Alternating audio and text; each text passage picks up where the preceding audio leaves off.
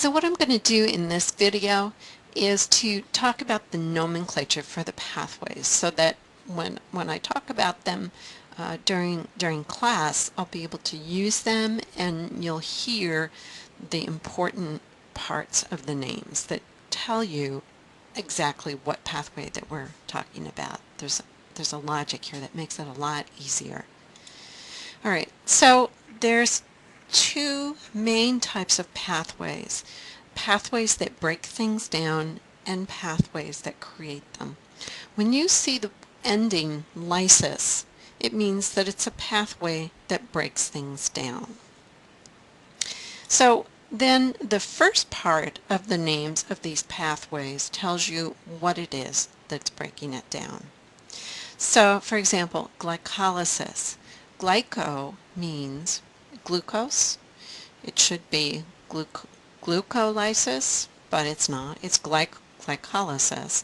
And what happens in that pathway is glucose is broken down into pyruvate.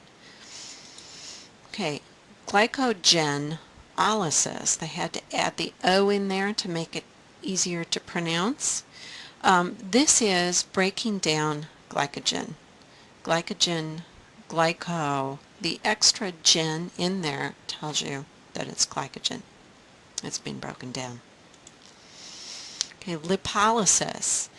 Lip comes from lipids, so that is the breaking down those triglycerides into glycerol and acetyl-CoA.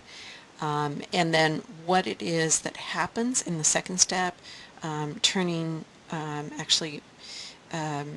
getting it into acetyl-CoA is called beta oxidation, and the textbook will refer to it as beta oxidation, but I'm just going to call it lipolysis because it makes it easier to remember what it is that we're talking about.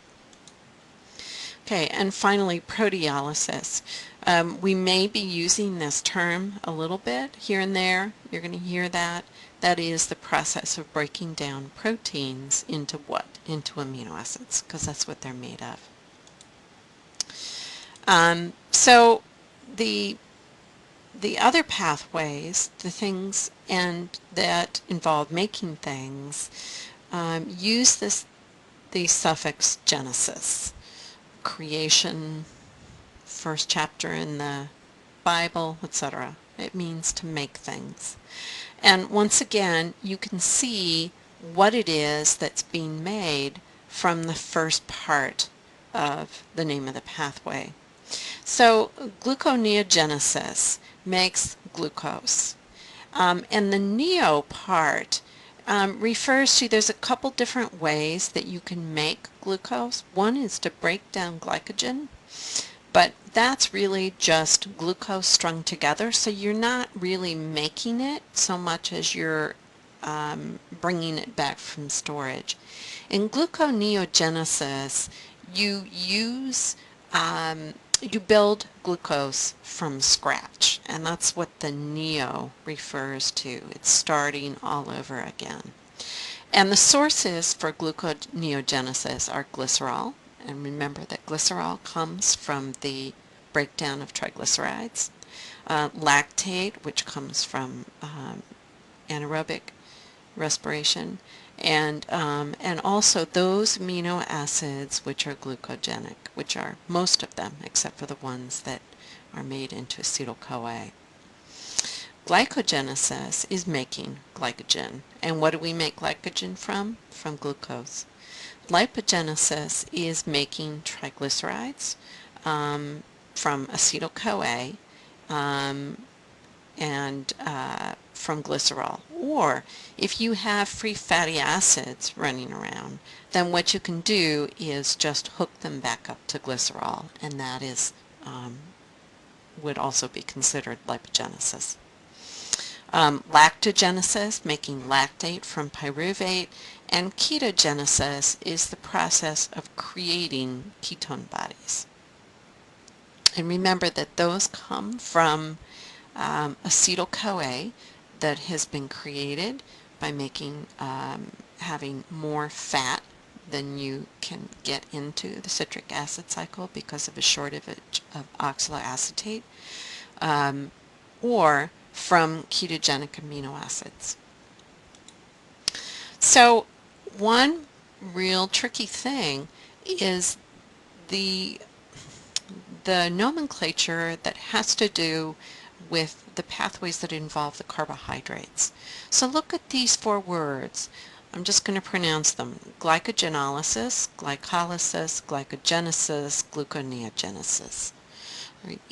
They sound very tricky. They sound the same, but they're different.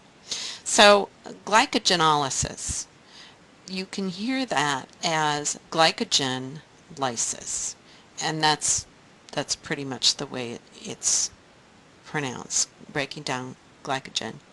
Glycolysis, the trick here is that glyco, the absence of this gen, distinguishes these two.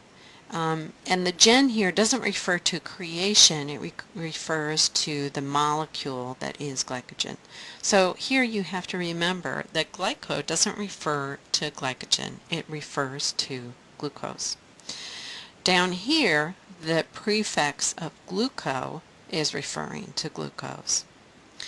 Glycogenesis should be formally named Glycogenogenesis because you are creating glycogen. But Glycogenogenesis would be ridiculous to say, so it gets shortened and it's just called glycogenesis. Okay. So hopefully that will help with that nomenclature. Alright, so attached to or shortly after the link to this assignment on Blackboard, you will see a PDF of figure 8.21 from your textbook. And this is the textbook that has as many of the pathways all in one figure as I can find. So what I'd like for you to do is to print out a PDF of that figure for you to bring to class. To make it something that you can really use, you're going to need to add a couple of pathways to it. What's not on there are the energy storage pathways, namely glycogenesis and lipogenesis. So you're going to have to do some two-way arrows to add that to the figure. And then you're also going to have to do a one-way arrow for ketogenesis. So after you've added those pathways, what you should do is label those arrows within this figure with the name of the pathway, so that when you're talking about a pathway, you will have a figure right there that shows you what the input is and what the output is.